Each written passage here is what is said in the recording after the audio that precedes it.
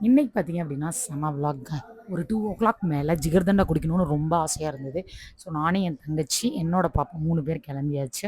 எங்க ஊர்ல இந்த ஃபேமஸ் ஜிகர்தண்டா இருக்கு. ஆக்சுவலா வந்து பார்த்தீங்க அப்படின்னா, இங்க அவ்ளோ டேஸ்ட்டா இருக்கும் ஜிகர்தண்டா.